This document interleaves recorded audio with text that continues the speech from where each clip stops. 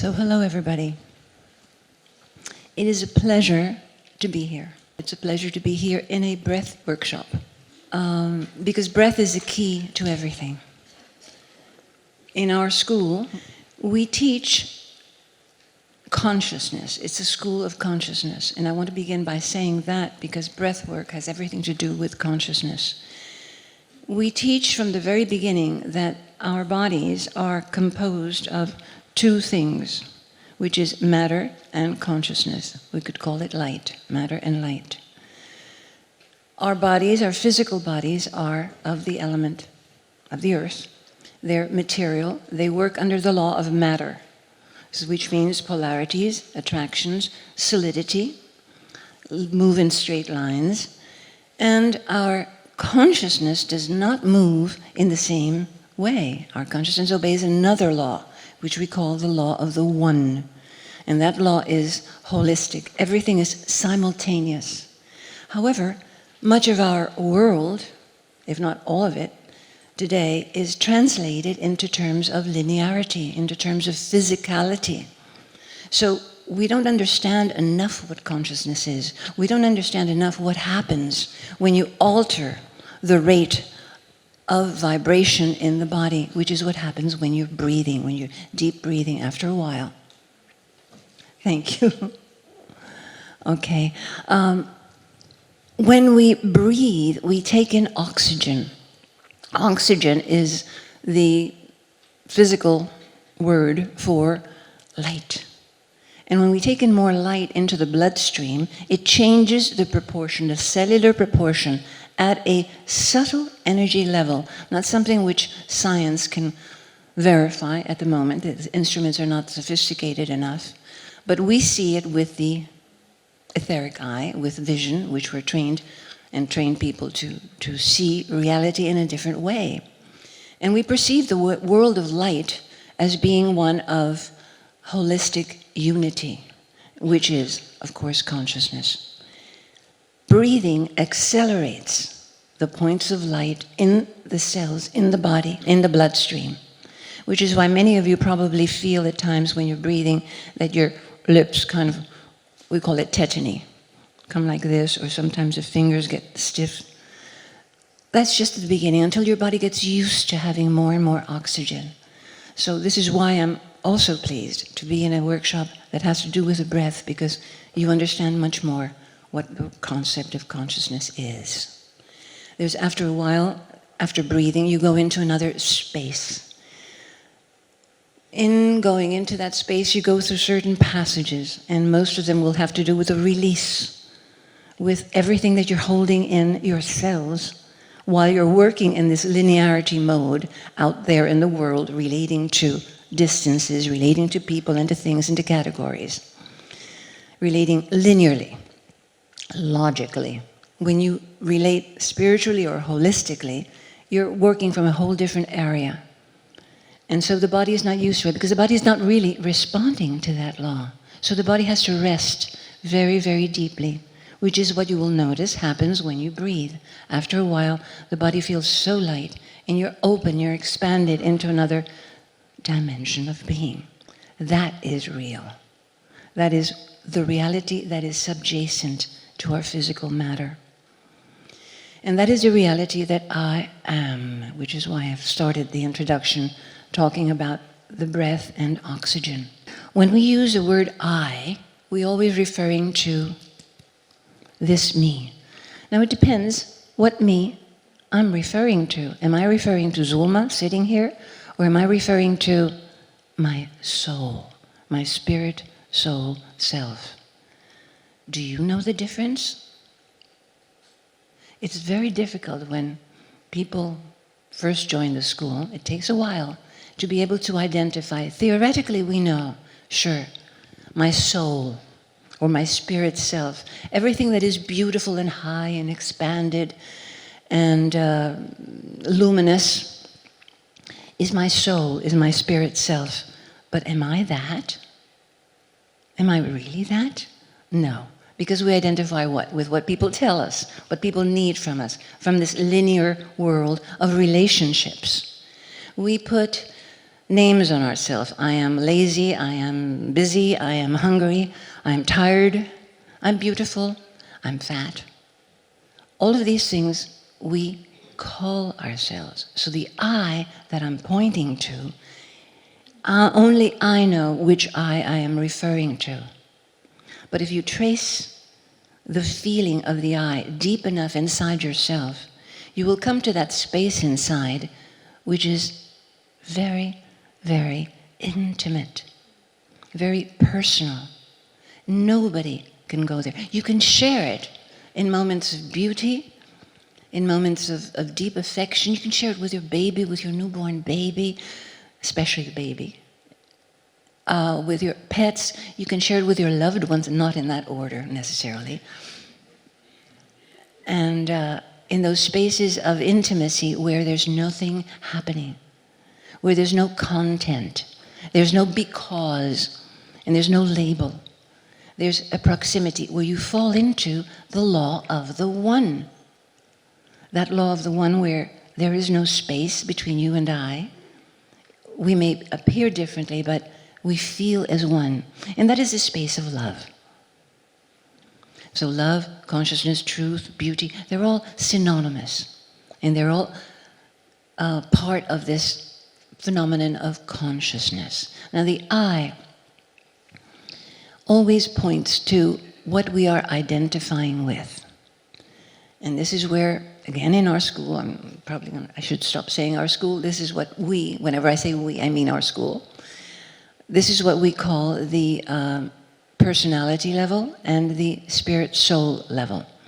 At the personality level, I am an identity in space and time. And I have a form, and I have a gender, and nationality, and everything else that you can put behind it. But when I am in my intimacy, I am none of that, and you know that. You can feel it yourself. And I really urge you, after today, after listening, to experience that on your own, because there's nothing that anyone can teach you, including me, nothing that you cannot discover for yourself directly. And this is the greatest teaching. Go inside. So when you go inside into this I, and you keep going I, you fall into this pool of oneness, into this intimacy, which is actually spaceless, but it's like a speck in an infinity within. A point of light, a focus of consciousness. Whenever I use the word am, now something happens to that speck. I am. All of a sudden the speck broadens out. It extends around the periphery. It becomes, it acts. It is in a state of becoming. It spreads. Still it spreads concentrically. If you put anything after the am, it's like we were in the beginning. I am hungry, I am tired, I am beautiful, I'm intelligent, I'm stupid, I'm fat, whatever. You limit it, but the I is the center piece of existence. The I is God in you. It is your source. It is your spirit, soul, self. The am is a state of becoming, of expression, wherever it might be, cosmically, as well as in our three-dimensional world of time and space, of matter. So, the I am is an affirmation which is as old as I can say as I can't even say our history, because it's beyond that. It is before our recorded history. It appears in the Bible. Somebody asks a vision of one of these prophets of the Old Testament, who shall I say sent you? And speaking to my people, to send them the message. And he says, tell them, I am that I am.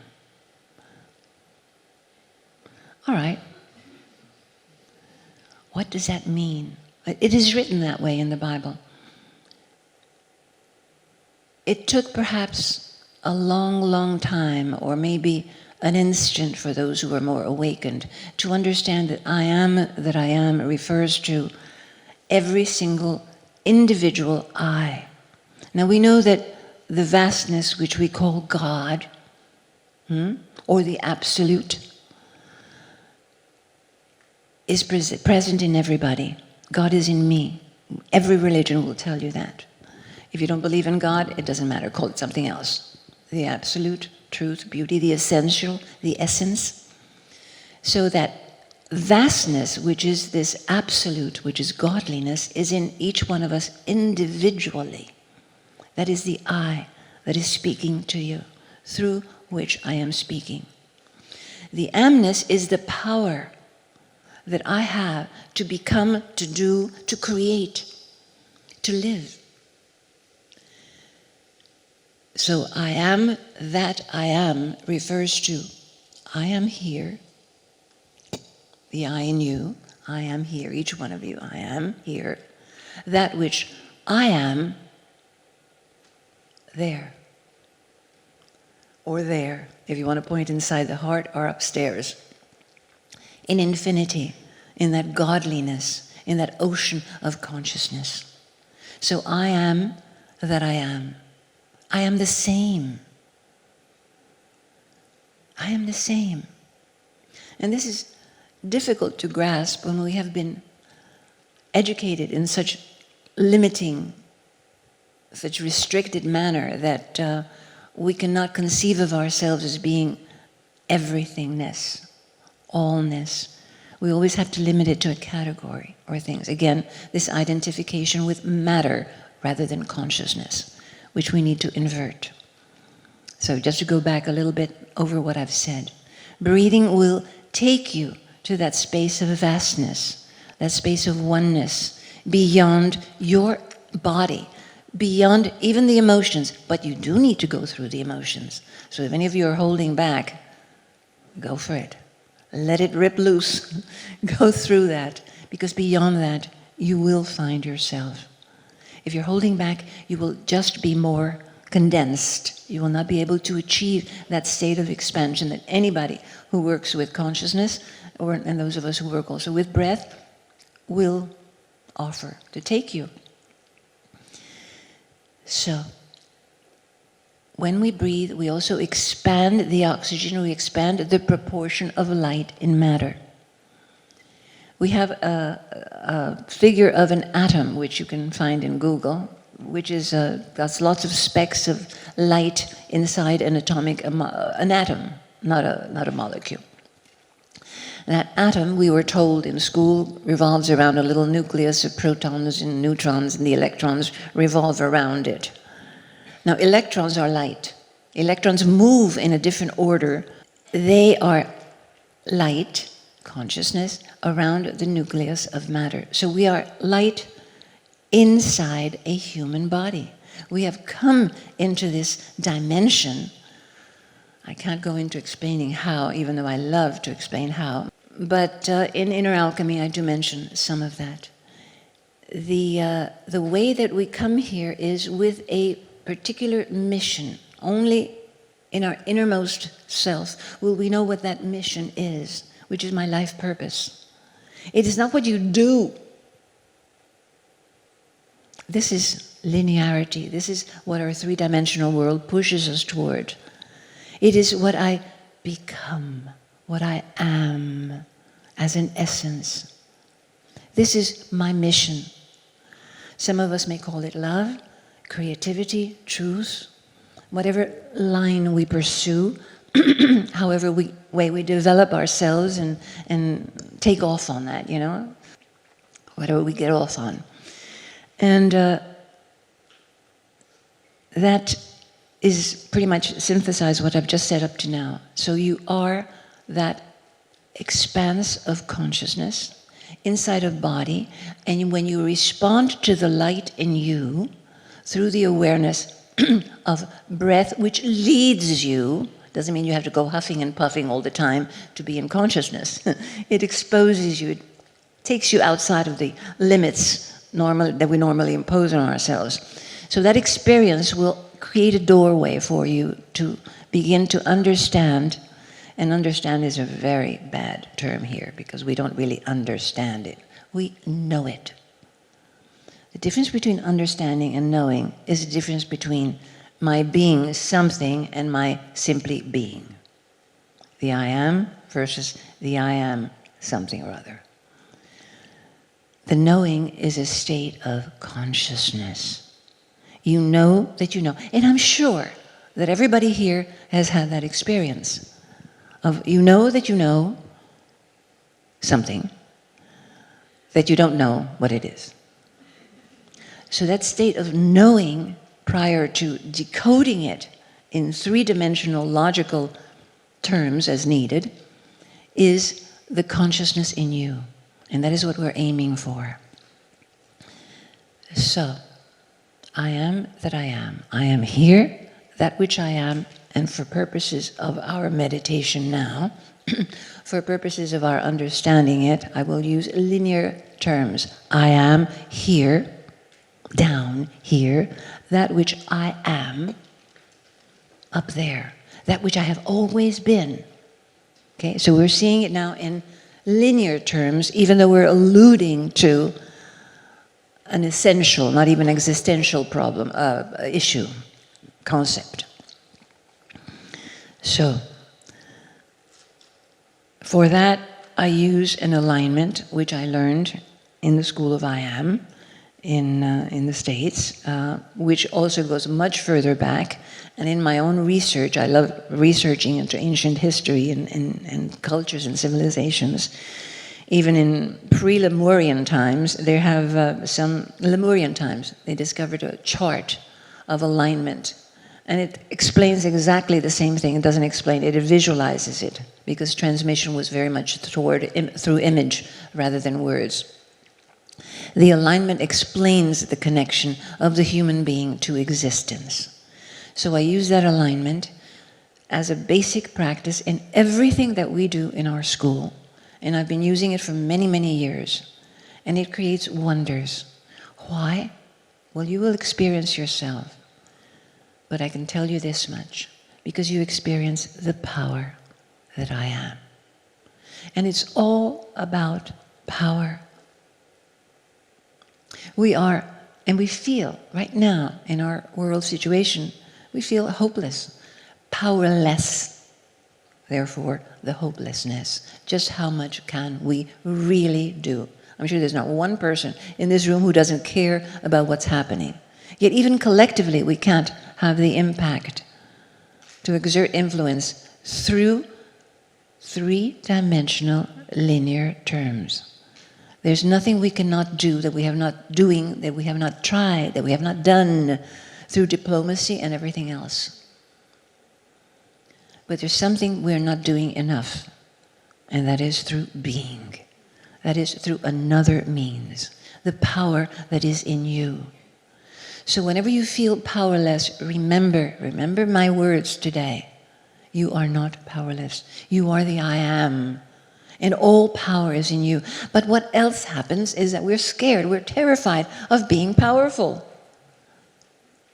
Why are we afraid of being powerful? Because we have all these pent-up feelings of hurt, anger, frustration, envy, whatever the 7 capital sins or whatever they are. We're all filled with that. So we think we have power, that's going to come out, and we're going to be ugly, we're not going to be loved, we're going to be alone. Or worse still, I'm going to kill somebody. This is what people in my school tell me when they start letting go. There's so much pent-up energy. I'm afraid I'm going to kill somebody. You're not going to kill anybody. I've seen worse than you. I mean, big men, you know, ripping loose. You're not going to kill anybody. This is what our minds tell us, to keep us controlled. Because nobody needs to control us from the outside. We're already pretty good at doing that ourselves. So we're afraid of being powerful because the power that we know is violence. The power that we know comes through the physical, linear mind. In order to come through the body, it comes first through the mind, the impulse. Well, the punch also comes from the body, but it's very material, linear. The power that I'm speaking to you about is the power of love, of light. And it isn't this emotional love, I love, you know. No, it's this love. It's the love that is, we call it, in our school, we call it sentient intelligence. Love is intelligence. It is not emotion. It may go through tears, but that kind of love doesn't have an attachment. So when I hear people say, oh, their heart is so open, they have such a big heart, and here they are, missing somebody or, weeping or whatever. Real love does not miss anything. It acknowledges, it is full of gratitude. It is concentric, like the sun, like consciousness, like the law of the one. It is whole. It is not directed, I love you more than anybody else. So let's aim at this love where you become love. I am love. Where you become love instead of doing something in order for somebody else to love you so that you can love them back. You've got all the guarantees and then you can love them. What does that mean? Exchanging possessiveness, ownership, time and space rather than the law of the one. The law of nature is for nature. It is not for your consciousness. It is not for your mind. And this is where the basic training in our school is. Changing people's minds to begin to think holistically with the amness instead of whatever follows it. With a state of being rather than with a state of doing something. Of course, we have come to do something, definitely, through the amness, through that power. Then we discover what turns us on, what we're good at. I'm good at mathematics. I'm certainly not good at mathematics, but I'm good at creativity. I'm an artist. I'm good with words. I'm good with people. I'm good with nursing. Discover what turns you on and then give it all your power. This is what we came to channel from the divine, from that absolute field of consciousness which we call God. Through the I am, we come to channel that particular individual quality that each of us has. How your quality is different from mine and from yours is another subject which will take a weekend to explain. But just know that it's different. Okay? So I am that I am. This alignment, I am in my body, that which I am in spirit, soul, which I have always been. I am here in time, that which I am in timelessness, again and again and again, in that experience of timelessness, which, by the way, we can touch at any moment. With this practice, opens the doorway to all kinds of perception.